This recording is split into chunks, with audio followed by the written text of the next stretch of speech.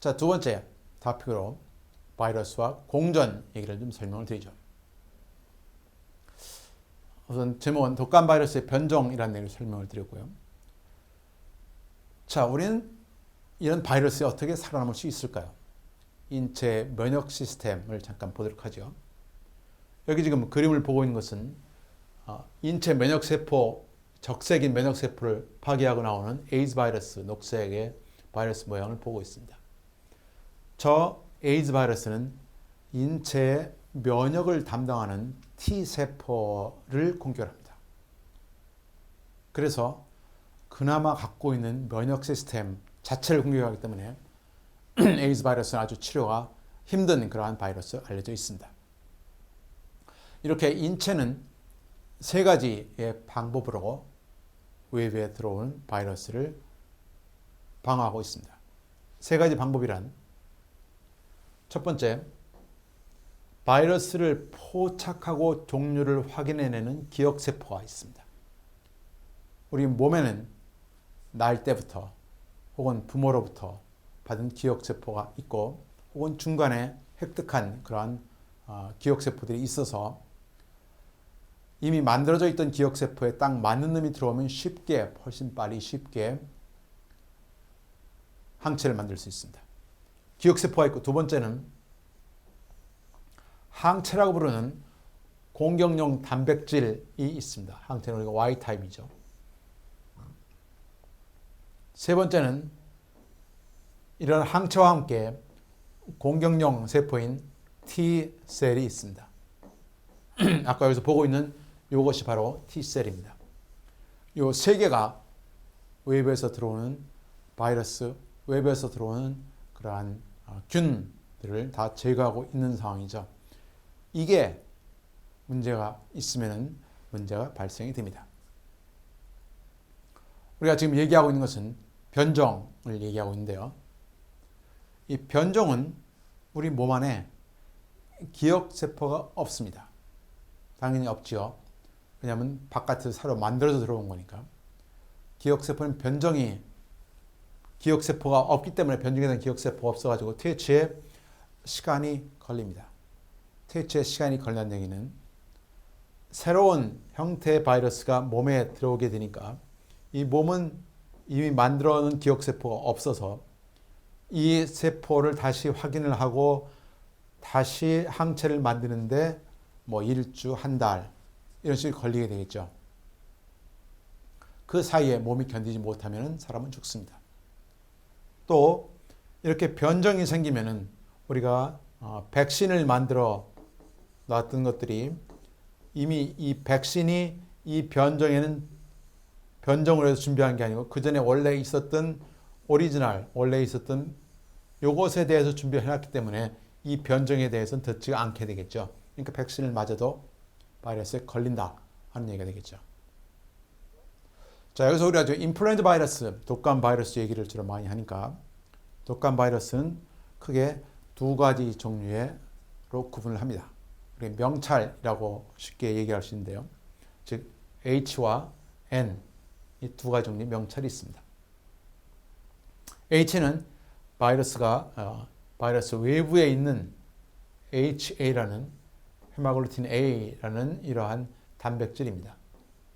이런 단백질이고, 요 N은 바이러스가 호흡체에서 나올 때, 즉 이렇게 나올 때 무슨 얘기냐면은 다시 설명드리면 인플루엔자 바이러스는 여기 H라고 부르는 바깥에 세포벽이 있고요.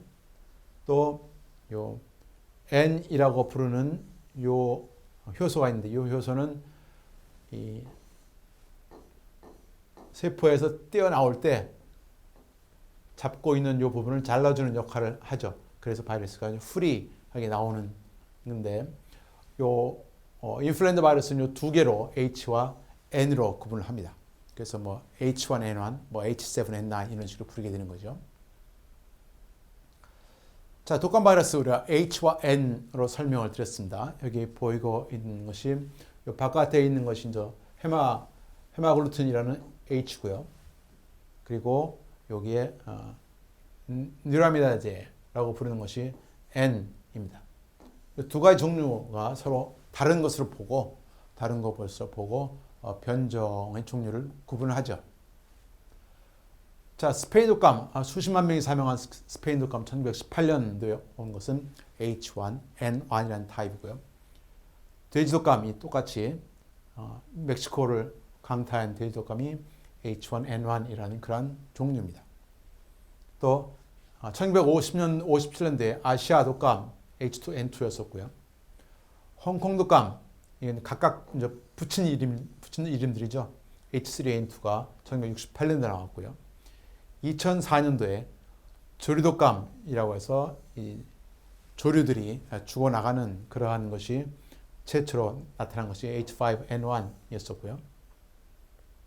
그 다음에 뭐 H7N7, H7N9 등이 있고요. 그 중에 H1N2라는 것은 사람이나 돼지나 새를 동시에 감염하는 인수, 즉 사람과 동물을 동시에 감염하는 그러한 특성을 갖고 있는 바이러스입니다. 그러니까 바이러스, 즉 독감은, 다시 설명드리면 독감은 감기가 아닙니다. 독감과 감기는 서로 다른 바이러스라는 얘기죠. 그래서 독감이라고 부르는 것은 인플루엔자 A라는 바이러스고, 감기는 노로바이러스라든가 다른 여러 가지 바이러스에 의해서 걸리는 것이 감기입니다. 독감은 종류가 다르다는 얘기죠. 아주 독한, 마치 감기가 굉장히 독한 것처럼 보이지만은 서로 다른 바이러스라는 얘기가 되겠습니다. 이외에도 이렇게 많은 여러 가지 종류의 변종 바이러스가 있다는 얘기죠.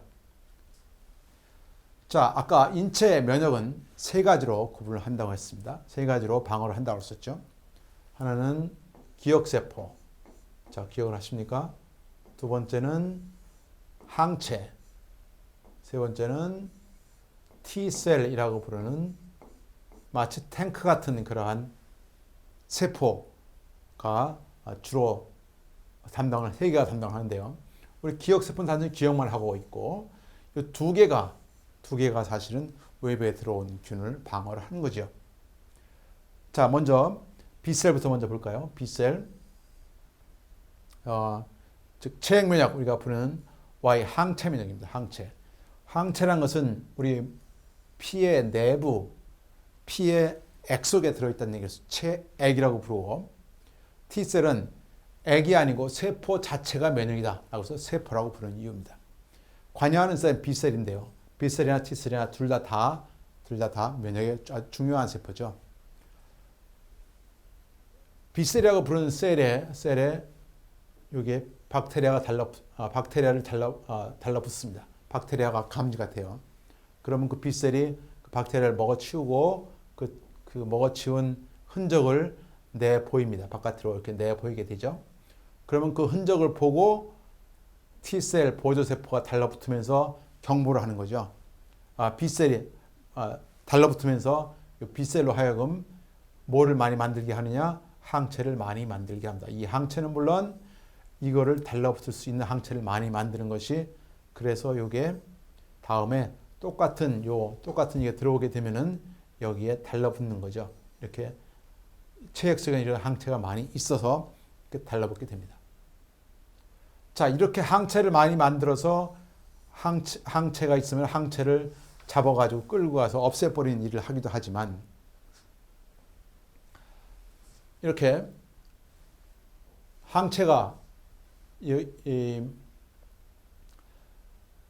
어떤 다른 셀들이 이렇게 여기에 흔적이 있는 거, 그러니까 공격을 당했다라는 흔적이 있으면, 이렇게 외부 균이 들어온 흔적이 있게 되면은 이 흔적을 달라붙은 T셀이 이 경고를 합니다. 어떻게 경고를 하냐? T셀한테 야, 지금 바깥에 다른 균들이 와 있어 라고 얘기를 하면은 그 T셀 그 중간 연락하는 T셀들이 여러 종류의 T셀을, 강력한 T셀을 만들어서 그거에 균에 오염이 된 균의 바이러스가 들어간 세포를 죽여버립니다. 세포 자체를. 즉 T셀은 이 바이러스 같은 것이 들어가 있는 세포를 죽이는 것이죠, 주로.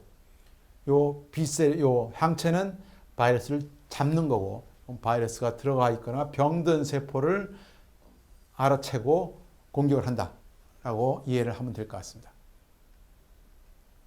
자, 우리 바이러스끼리의 만남이라는 얘기는 변종이 생기는데, 변종이 생기는 이유는 우리가 바이러스 종류가 두 개라고 했었죠. DNA, RNA. 그 중에서 RNA가, 이거 허술하단 말은, 허술하다는 의미는 RNA가 DNA보다는 훨씬 더 불안정해서 RNA가 DNA로 가서 DNA가 비로소 바이러스가 되는, 바이러스가 서로 만들어지는 과정을 거치죠.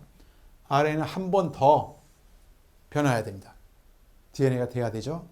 그래서 이게 훨씬 더 변종이 많이 생긴다. 그래서 바이러스가 500배 훨씬 더 많이 생긴다라는 얘기 설명을 드렸고, 그래서 바이러스끼리 만날 경우 더 위험하다라는 얘기를 설명을 드릴 수 있습니다. 또 이런 환경을 개발하면서 가축을 많이 밀림에 노출이 되기도 하고, 가축도 바이러스를 옮기는 원인이 있다고 설명을 드렸었죠. 또 이 사람들이 군락을 이루고 쉽게 이동도 할 수 있다는 것이 바이러스가 증가하는 요인이라고 볼 수 있습니다. 물론 도움을 주는 바이러스 있습니다. 도움을 주는 바이러스라는 것은 천연두 바이러스에 대한 천연두 백신을 만든 것은 백신화라고 하는 우드 바이러스라는 거죠. 따라서 이런 바이러스의 연구도 필요하다는 얘기가 되겠습니다. 착한 바이러스에도 같은 얘기죠. 예를 들어서 살모넬라 균만을 죽이는 그러한 파지, 적조를 죽이는 균도 착한 바이러스의 한 종류라고 볼 수 있습니다. 자, 이러한 백신을 제조하는 것도, 인플루엔자 백신을 제조하는 방법도 연구를 하고 있는 방법 중 하나입니다. 하지만 바이러스는 결국은 없앨 수도 없고 없앨 필요도 없는 거죠. 지구에 존재하는 공동한 생물체라는 사실을 알아야 될 것입니다. 자, 오늘 내용을 정리해 봅시다. 첫 번째, 바이러스가 사는 법은 바이러스의 숙주와 동거와 파괴다. 또 바이러스와는 공존을 해야 된다. 유익한 바이러스 이용해서 방안을 만들어야 된다 하는 얘기를 설명드릴 수 있겠습니다.